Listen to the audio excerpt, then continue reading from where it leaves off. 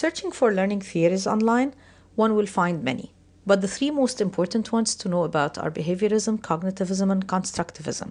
Historical overview of learning theories.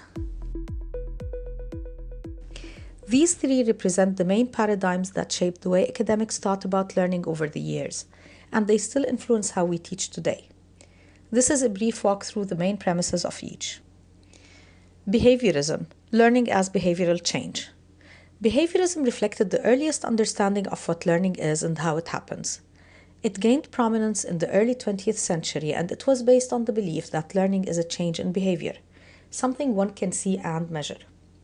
When a child learns to write their name, a student solves a math problem, or an athlete masters a jump, then learning has occurred. Important theorists associated with behaviorism include Ivan Pavlov, John Watson, and B.F. Skinner. Most of their work was conducted with animals, and the most famous example is Pavlov's experiment with dogs, which linked the sound of a bell with the presentation of meat, thus illustrating how conditioning shapes behavior. These studies laid the groundwork for understanding learning processes in humans, and in general, behaviorist teaching and learning techniques focused on conditioning and reinforcement through rewards or feedback. This is still used in today's classrooms to build foundational skills.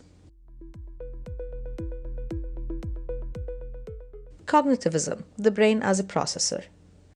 Fast forward to the 1950s and 1960s, the limitations in the behaviorist understanding of learning and the rise in computers led theorists to focus on the brain and the learning that is not visible in the form of behavior change.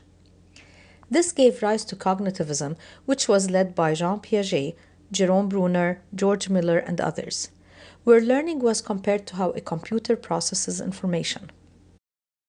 According to cognitivists, the brain takes in information like inputting information through a keyboard, processes it similar to a central processing unit in a computer, and stores it so one can retrieve it later, such as storing the information in the hard drive.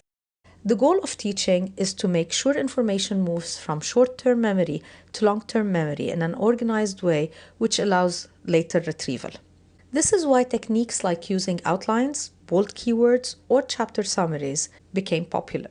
They are tools that can help students make connections and remember things better.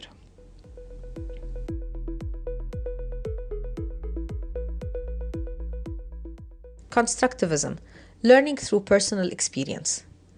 Moving to the 1960s and 70s, and with the rise of the humanistic movement and the focus on the individual, the educational field adopted constructivism as an educational philosophy. With the work of theorists like Jean Piaget and Lev Vygotsky, the focus shifted to the individual learner and the unique ways students learn, as influenced by their experiences and their background. This idea moved the focus to the students, and hence the teachers had to start asking, what does the student already know, and how can I build on that? Beyond this, social constructivism stressed the importance of group work, peer discussions, and learning through interaction. It showed that learning is not just individual, it's also social.